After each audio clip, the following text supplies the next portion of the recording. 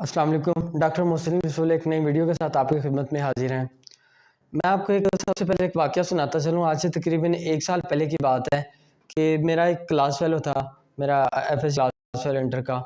उसका एक कज़न था, वो हमारे सर्विसेज़ में एडमिट था और चूँकि वो मेरा दोस्त था तो इसलिए मैं उससे मिलने भी गया, तो मैं सर्विसेज़ में ही था।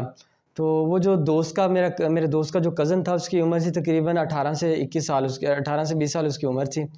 और वो जो उसका कज़न था, उसके वहाँ पे एडमिट होने की वजह ये थी कि उसका जो टाइफ़ाइड था, उसे तकरीबन कोई 1 डेढ़ साल से टाइफ़ाइड था और ट्रीटमेंट करवाने के बावजूद भी जो उसका टाइफ़ाइड था, वो ठीक नहीं हुआ था। उसकी वजह से वो कॉम्प्लिकेशन उसकी टाइफ़ाइड की आना शुरू हो गई थी। उसकी वजह से वो जो बच्चा था, वो हमारे सर्विसेज़ में एडमिट था और एक बच्चा वहाँ पे 4 से 5 दिन बच्चा वहाँ पे एडमिट रहा है और एडमिट रहने के बाद तकरीबन 5वें दिन उस बच्चे की अनलकीली उस बच्चे की डेथ हो गई, वो बच्चा बच नहीं सका। अब उस बच्चे की जो डेथ की वजह थी, वो वजह ये थी कि ये आप मेरी स्क्रीन के ऊपर ये डॉन न्यूज़ की तकरीबन 6 दिन पहले की शाया हुई एक खबर देखें, फिर मैं उसके बाद बताता हूँ कि उस बच्चे की डेथ की वजह क्या बनी। ये इसमें लिखा हुआ है कि extra typhoid cases on rise in Pakistan. अब ये एक्स्ट्रा टाइफाइड केसेज़ जो हैं पाकिस्तान में ज़्यादा हो रहे हैं। ये एक्स्ट्रा टाइफाइड है क्या? टाइफाइड तो हम सब ने सुना है, टाइफाइड बीमार होता है, मगर ये एक्स्ट्रा टाइफाइड किस बला का नाम है? ये है extended drug resistant. Extended drug resistance का मतलब है कि जो मार्केट में हमारे पास ड्रग्स जितनी एंटीबायोटिक्स अवेलेबल थी टाइफाइड को ट्रीट करने के लिए, वो सारी की सारी जो हैं वो अब काम करना छोड़ चुकी हैं। मैंने पहले भी इस चीज़ का बताया हुआ है, अब वो सारी की सारी काम करना छोड़ गई हैं। उसकी वजह से अब बहुत ज़्यादा मसले जो है ना वो रेज़ हो रहे हैं। अब ये जो बच्चा था जिसकी डेथ हुई थी चौथे 5वें दिन, उसका टाइफाइड ट्रीट नहीं हुआ, चौथे 5वें दिन उसकी हॉस्पिटल एडमिट रहने के बावजूद भी डेथ हो गई। अब उसकी वजह क्या बनी थी? अब इस जो एक्स्ट्रा टाइफाइड है, इसकी एक मैं एग्ज़ाम्पल देता हूँ कि ये कैसे मौत की तरफ बंदे को ले जाता है।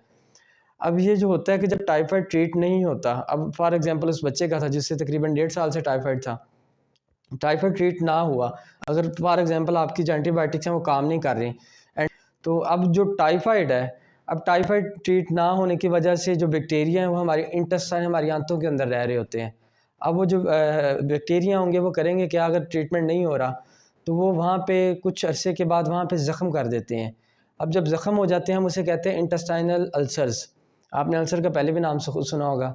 अब इंटेस्टाइनल अल्सर के बाद जो अगली स्टेज ये करते हैं, ये अगला जो काम करते हैं ये बैक्टीरिया, अब वहाँ पे जब ज़ख्म है, ज़ख्म ठीक नहीं हो रहा लंबे अरसे तक, फिर वहाँ पे इंटेस्टाइनल परफोरेशन हो जाती है।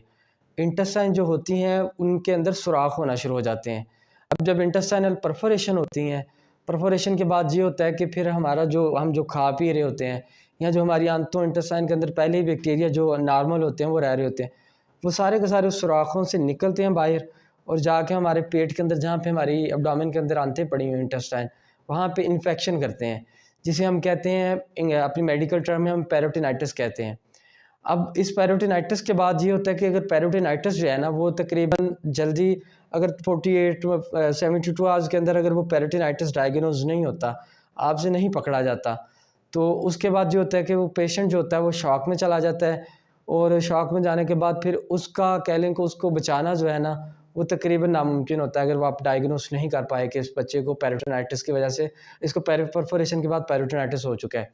तो ये वो वाला जो बच्चा था उसका भी यही मामला बना था कि उसकी भी इंटेस्टाइनल परफोरेशन हो चुकी थी, उसका भी वो पेरिटोनाइटिस एब्डोमेन में इन्फेक्शन हो चुका था और पूरा बॉडी जो है ना उसमें इन्फेक्शन फैल चुका था और उसकी जो ना ट्रीट होने की वजह थी टाइफाइड की, वो यही थी कि एंटीबायोटिक रेजिस्टेंस थी। इस एक्स्ट्रा टाइफाइड जिसकी वजह से अब हो रहा है, जिसके केसेस जो हैं वो ज़्यादा हो रहे हैं।